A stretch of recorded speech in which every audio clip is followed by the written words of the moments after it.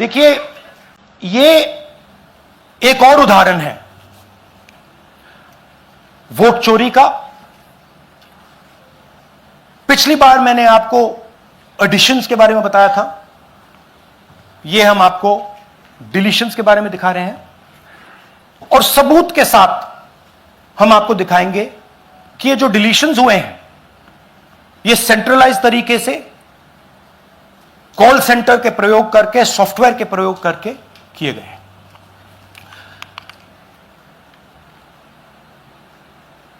हमारे पास इस प्रेजेंटेशन में जो मैंने आपको अभी दिखाया 100% सबूत है, प्रूफ है कि ज्ञानेश कुमार जी हिंदुस्तान के चीफ इलेक्शन कमिश्नर वोट चोरों की रक्षा कर रहे हैं, और यह मैं आपको अभी दिखाने जा रहा हूं। हर इलेक्शन में हमें रिपोर्ट आती थी कि वोटर्स डिलीट हो रहे हैं, कांग्रेस वोटर्स डिलीट हो रहे हैं, ऑपोजिशन के वोटर्स डिलीट हो रहे हैं, दलित वोटर्स डिलीट हो रहे हैं, आदिवासी हो रहे हैं, माइनॉरिटी वोटर्स डिलीट हो रहे हैं, ओबीसी वोटर्स डिलीट हो रहे हैं। मगर जब डिलीट होते हैं ऑपोजिशन के ही होते हैं। कर्नाटक में आलंद कंस्टिट्यूएंसी है, यहां पे चोरी पकड़ ली, कोइंसिडेंस से पकड़ी। वहां की जो बीएलओ थी उसने देखा कि उसके रिश्तेदार को डिलीट कर दिया गया था। जैसे चोरी पकड़ी जाती है, कोई छोटी सी गलती हो जाती है, हाथ आ जाती है।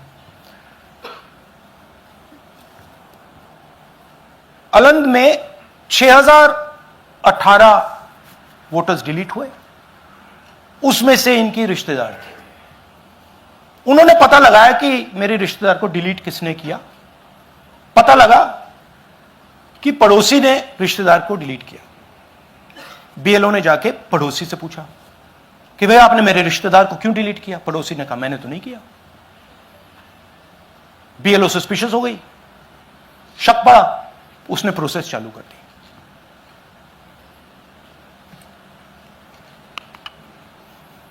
पता क्या लगा कि कोई ना कोई, किसी ने अलंद में वोटर डिलीशन सिस्टमैटिकली ऑर्गेनाइज तरीके से, सेंट्रलाइज तरीके से किया। हमें यह नहीं मालूम कि आलंद में कितने वोटर डिलीट हुए, क्योंकि इससे बहुत ज्यादा हो सकते हैं। 6000, तकरीबन 6000 पकड़े गए, उस पर इन्वेस्टिगेशन हो गया। क्या पता लगा कि फाइलिंग ऑटोमेटिकली ऑनलाइन हो रही है। मोबाइल नंबर्स कर्नाटक के नहीं यूज हो रहे, मोबाइल नंबर्स दूसरी स्टेट्स के यूज हो रहे हैं। इनफैक्ट कर्नाटक के नंबर थे ही नहीं उसमें। मतलब आप दिल्ली में बैठे डिलीट कर रहे हो, आपका नंबर तमिलनाडु का है। आप गुड़गांव में डिलीट कर रहे हो, आपका नंबर झारखंड का है। और जब हम चेक कर रहे हैं कि भैया आपका नंबर है, तो आपका नंबर है ही नहीं, किसी और का नंबर है। और टारगेट करके कांग्रेस वोटर्स को डिलीट किया गया। ये गोदाबाई जी हैं, इनके नाम पर 12 वोटर्स डिलीट किए गए। इनको मालूम ही नहीं, इनको पता ही नहीं कि इन्होंने 12 वोटर्स डिलीट किए। दिखाइए जरा। ಟೈಮ್ ಈಗ ये इनका वीडियो है। ನಾ ಅರ್ಜಿ ಹಾಕಿಲ್ಲ, ನನಗೆ ಅದಕ್ಕೆ ಸಂಬಂಧ ಇಲ್ಲ। ಅದು ಯಾರು ಹೊಟ್ಟಿ ಕಿಚ್ಚಿಗೆ ಯಾರು ಏನ ಹಾಕ್ಯಾರ ಅನ್ನೋದು ನನಗೆ ಗೊತ್ತಾಗಿಲ್ಲ। तो इनको आइडिया नहीं है कि इन्होंने वोटर्स डिलीट कर दिए।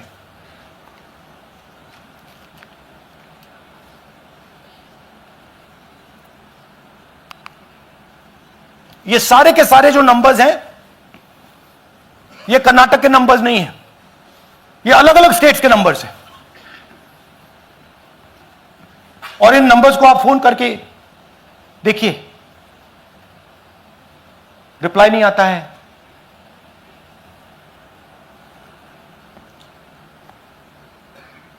तो सवाल यह है कि किसके नंबर्स हैं, ये किसने ऑपरेट किए, जब इन्होंने ऑपरेट किए ये कहां थे, आईपी एड्रेस क्या था, ओटीपी कैसे जनरेट हुआ, कहां गया, यह सवाल है। यह दूसरा उदाहरण, सूर्यकांत जी जो अभी स्टेज पे आए थे, इन्होंने 12 वोटर्स को 14 मिनट में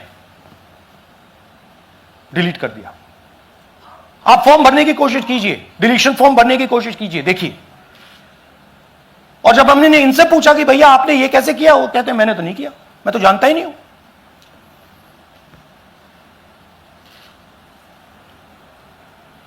बबीता चौधरी जी का इन्होंने एक नाम डिलीट किया, यहां खड़ी हैं बबीता जी, यहां हैं, सूर्यकांत जी यहां हैं, आ जाइए जरा स्टेज पे, एक सेकंड आ जाइए, ये दोनों खड़े हैं यहां पे, सूर्यकांत जी, बबीता जी। इनको मालूम ही नहीं कि इन्होंने डिलीट किया। Thank you. नागराज जी, इन्होंने 2 एप्लीकेशन 36 सेकंड में फाइल कर दी है। और मजे की बात देखिए, ये 4 बजे सुबह उठ के फाइल कर रहे हैं। पता नहीं क्या हुआ, 4 बजे सुबह कहा कि भैया मैं 2 वोटर को डिलीट करूंगा, और कितने 36 सेकंड में डिलीट कर दिए, फिर सो गए।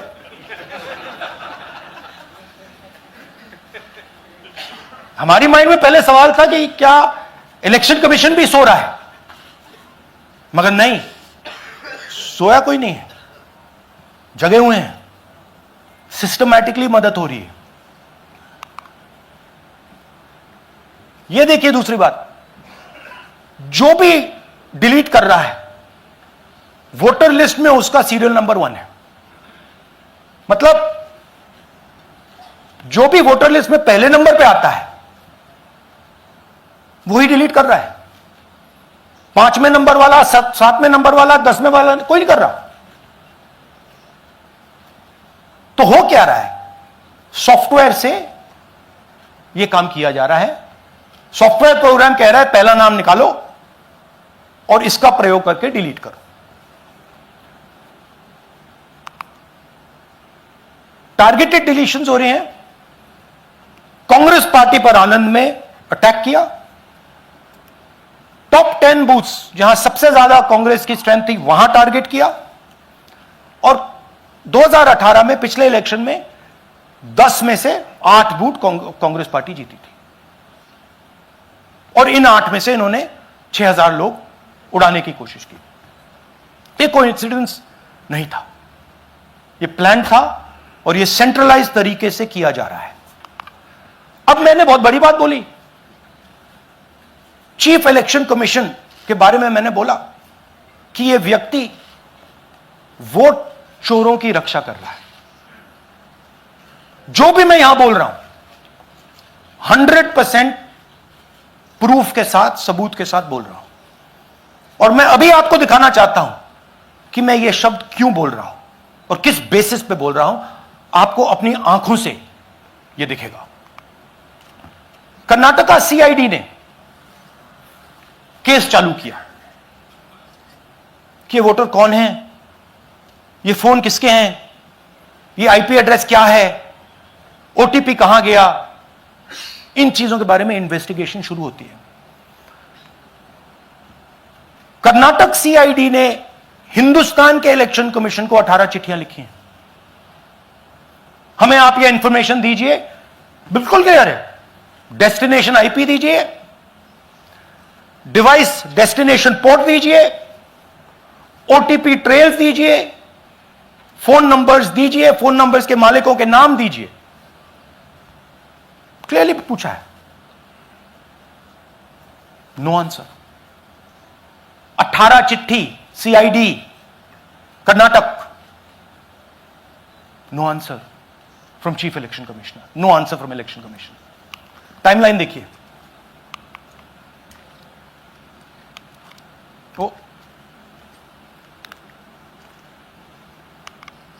ओके, फरवरी 23 में इन्वेस्टिगेशन शुरू होती है। मार्च 23 में कर्नाटक का सीआईडी चिट्ठी लिखती है ईसीआई को कि हमें सारे डिटेल्स दे दीजिए। अगस्त में इनकंप्लीट डिटेल्स दी जाती हैं, जिससे कोई इन्वेस्टिगेशन आगे नहीं बढ़ेगा। जिन चीजों की जरूरत थी वो नहीं दी, जिसकी जरूरत नहीं थी वो सारी दे दी। पहला सबूत। दूसरा सबूत, 18 बार रिमाइंडर लेटर गए हैं। आपको अगर सीआईडी एक बार लेटर भेज दे और आप नहीं गए, आप जानते हो क्या होगा। यहां पे इलेक्शन कमीशन को 18 बार लेटर गए हैं, कुछ नहीं हुआ है। बाद में क्या होता है, कर्नाटक ईसी इलेक्शन कमीशन को लिखता है, कहता है भैया हमें दे दीजिए, आपको इंफॉर्मेशन देना पड़ेगा। No reply. मार्च 25 में आखिरी लेटर सितंबर में गया है, कुछ ही दिन पहले। No reply from EC. यह है सबूत कि ज्ञानेश कुमार जी वोट चोरों की रक्षा कर रहे हैं, और यह ब्लैक एंड व्हाइट सबूत है, इसमें कोई कंफ्यूजन नहीं है कहीं।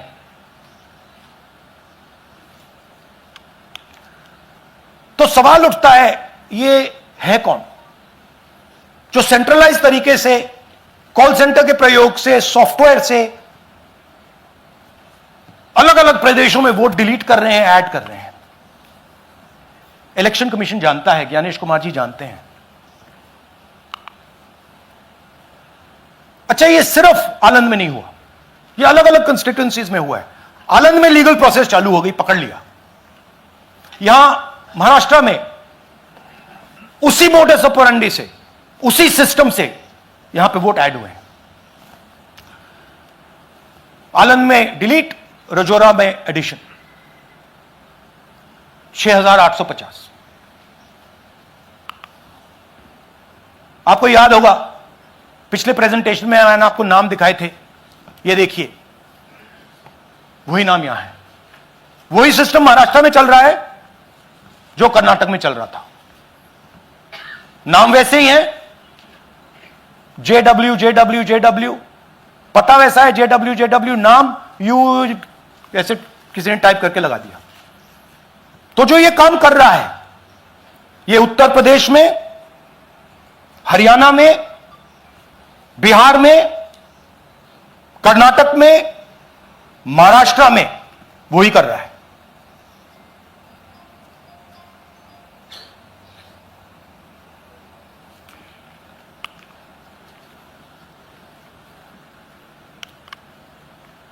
तो हमारी डिमांड है, ज्ञानेश कुमार जी, आप अपना काम कीजिए।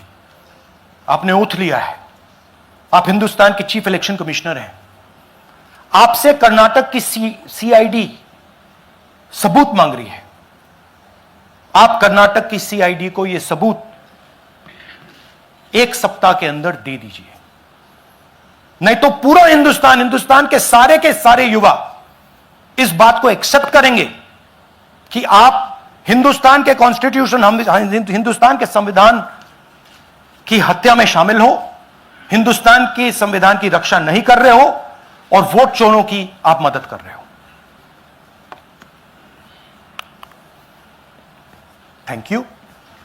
और थोड़ी देर में हम आपको हाइड्रोजन बॉम्ब दिखाने जा रहे हैं।